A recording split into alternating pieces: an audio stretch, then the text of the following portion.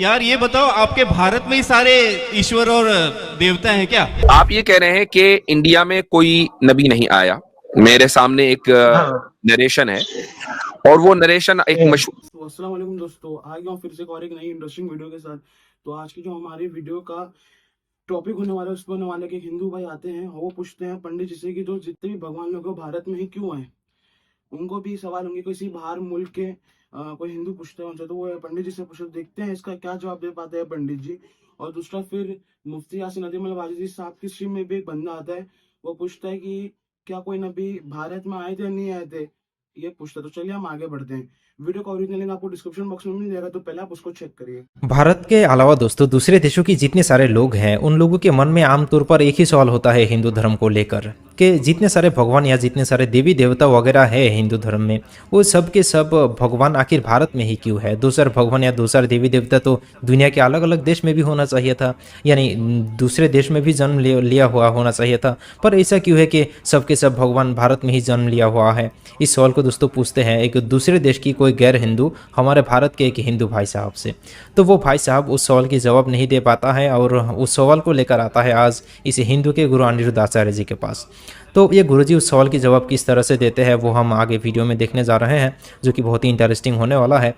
तो चलिए देखते हम इस वीडियो क्लिप को, जहाँ पर वो भाई साहब दो सवाल लेकर आता है और उन दोनों सवाल के जवाब ये गुरुजी देने की कोशिश करते हैं।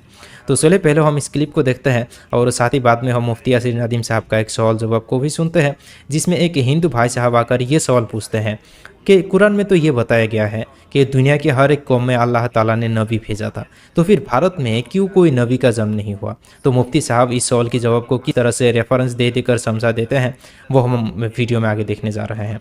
तो वीडियो मेरे भाई बहुत ही ज़बरदस्त और इन्फॉर्मेटिव होने वाला है, इसे आखिर तक ज़रूर देखने की कोशिश कीजिएगा। चलिए देखते हैं।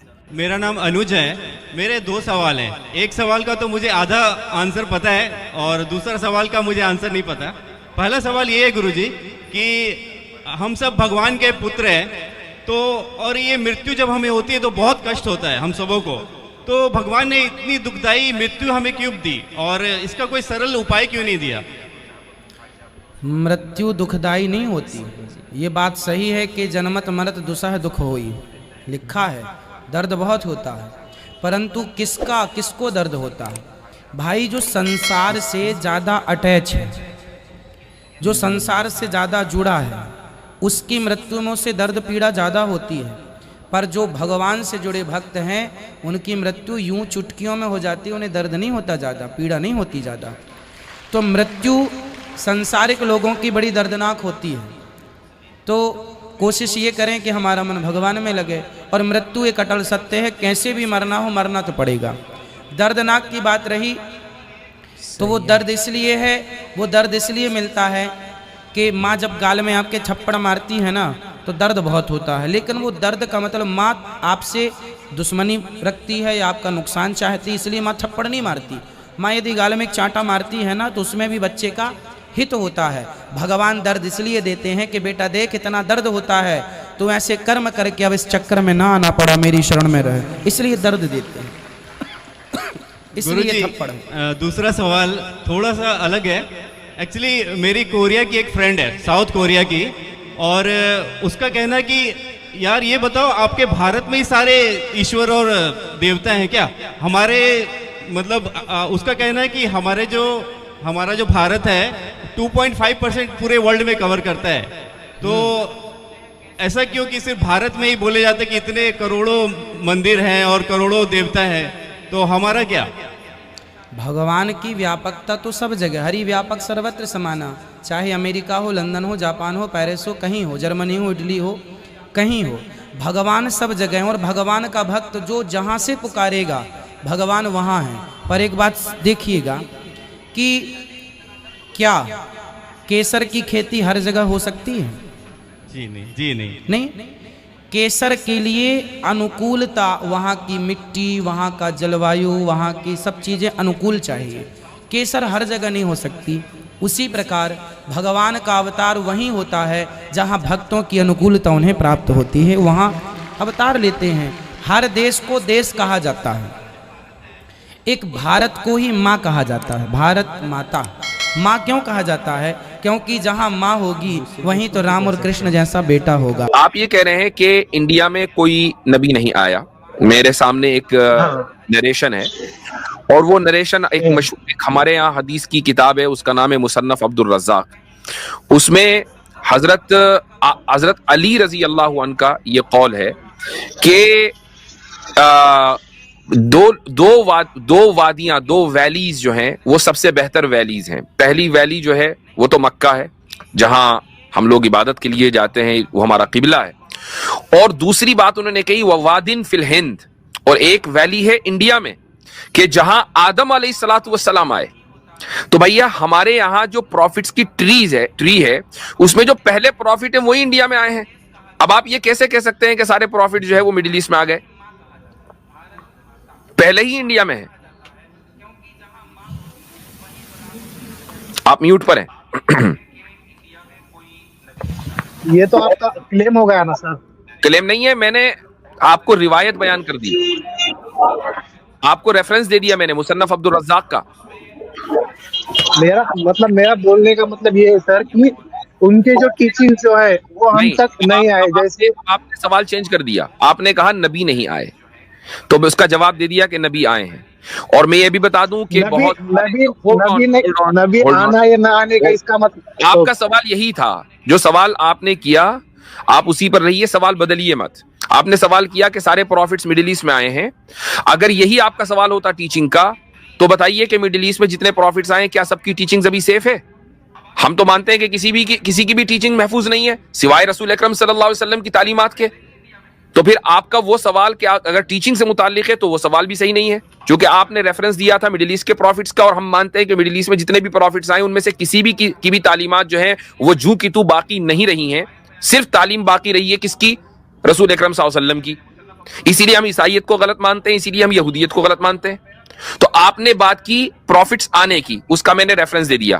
प्लस इंडियन हिस्टोरियंस इस बात के जो यानी बहुत सारे हिस्टोरियंस ऐसे हैं जो मुसलमानों में, वो ये साबित करते हैं कि अयोध्या में हजरत शीस अलैहिस्सलातु वस्सलाम का मज़ार है।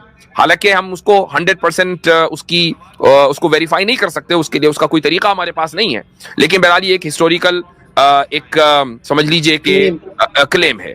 हजरत शीस अलैहिस्सलातु वस्सलाम कौन है? हजरत आदम के पोते हैं।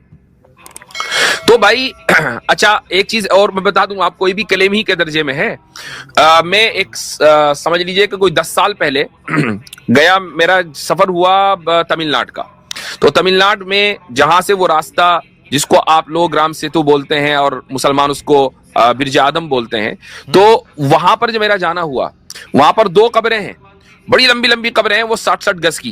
तो अब ये नहीं पता कि भाई कौन उसके अंदर है, लेकिन बहरहाल लोगों से पूछा भाई किसकी कब्र है, एक ने कहा ये हाबिल की है, ये दूसरी कब्र काबिल की है। तो जिसने मुझे बताया, मैंने उसके मजाकन पूछा कि भाई कातिल और मकतूल दोनों एक ही जगह दफन है, ये क्या बात हुई? एक ही कहीं और होता, दूसरा कहीं और होता। लेकिन पॉइंट ये है कि इंडिया की हिस्ट्री में हजरत आदम अलैहिस्सलातु वस्सलाम का नाजिल होना, ये हमारे यहाँ हदीस की किताबों में मिलता है। लिहाजा आपका ये सवाल तो गया खत्म। अब रही ये बात कि तालीम किसकी महफूज है, भाई तालीम अगर महफूज नहीं थी इसीलिए तो अगली नबी आए। आपको अगर आपने ये मान लिया, आप पॉइंट नंबर 1, अगर आप ये मान रहे हैं कि जो कॉन्सेप्ट ऑफ वननेस है वही स्ट्रॉन्गेस्ट कॉन्सेप्ट है, यानी अल्लाह एक है, आप अगर ये मान रहे हैं कि अल्लाह ने अंबिया भेजे हैं, ठीक है, ये भी आपने मान लिया। अब तीसरा पॉइंट ये रह जाता है कि भाई तालीमात किसकी महफूज है, तो आप उस नबी को माने जिसकी तालीमात महफूज है। तो रसूल अकरम सल्लल्लाहु अलैहि वसल्लम से पहले जितने भी अंबिया आए हैं उनमें से किसी की तालीमात महफूज नहीं रही। अब जो आखिरी रसूल है उनकी तालीमात महफूज है, आप उनके दीन को कबूल कर लीजिए आपके स्टैंडर्ड के एतबार से। जी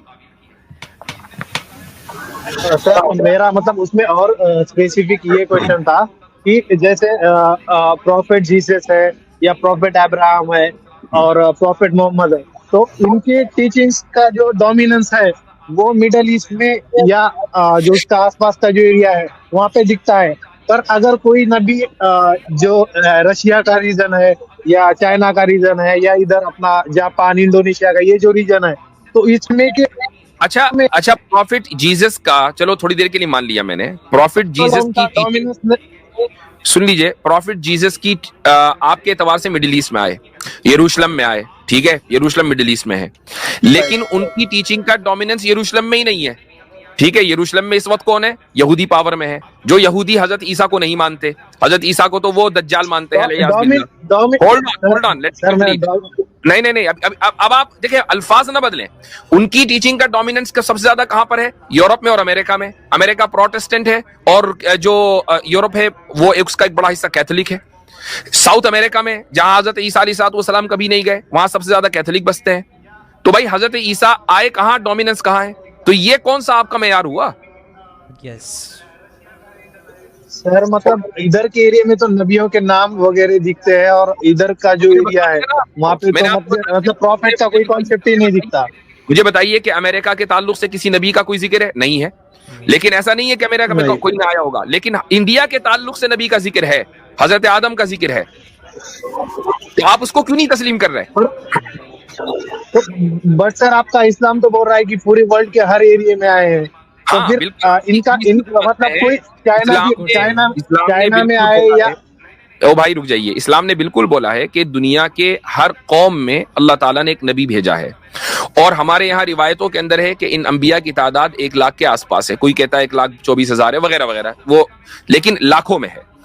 अब कुरान जो है वो तारीख की किताब नहीं है कि वो आपको जो है एक एक नबी का नाम बताएगा। ये कोई जो म्यूनिसिपैलिटी के अंदर जो बच्चों का रिकॉर्ड रखा होता है, ये वो किताब नहीं है कि उसमें एक एक नबी का रिकॉर्ड आएगा कि जनाब ये फला तारीख में पैदा हुए, फला इनके माँ बाप थे। सिर्फ ये एक उसूली तौर पर बात बता दी गई कि जहां जहां भी अलग अलग कौमें हैं वहां वहां अल्लाह ने नबी भेजे हैं। जी हाँ, अगर कुरान हर एक नबी के बारे में ही जिक्र करना शुरू करते हैं कि कौन सा नबी कहाँ पर पैदा हुआ था और कब यानी कितने साल पहले पैदा हुआ था, तो कुरान तो हिस्टोरिकल बुक बन जाएगी ना। और ये कितनी ज़्यादा लंबी हो जाएगी वो तो अंदाज़ा ही नहीं लगा सकते हम, क्योंकि 1,26,000 नबी, एक या दो नहीं, इतने नबी के नाम ही तो एक किताब बन जाएगा। और उनके बारे में लिखने जाए तो कितना बड़ा हो जाएगा, ज़रा कल्पना करके देख लीजिए। इसलिए अल्लाह ताला ने कुरान मजीद में शॉर्टकट बता दिया है कि दुनिया के हर एक कौम में ही नबी भेजा गया था। और हिंदू धर्म के तरह इस्लाम में ये बिल्कुल नहीं है कि जहाँ अनुकूल परिवेश हो वही भगवान जी जन्म लेते हैं, मतलब जहाँ भगवान के लिए सूटेबल होती है वही भगवान जी जन्म लेते हैं। बल्कि इस्लाम में ये है कि जहाँ अल्लाह ताला की नाफरमानी ज़्यादा होती है, यानी जिस कौम में अल्लाह ताला की नाफरमानी ज़्यादा होती है वही अल्लाह ताला ने नबी को भेजा करते थे। अल्हम्दुलिल्लाह। तो खैर दोस्तों, आज की इस वीडियो में इतना ही। अस्सलामु अलैकुम।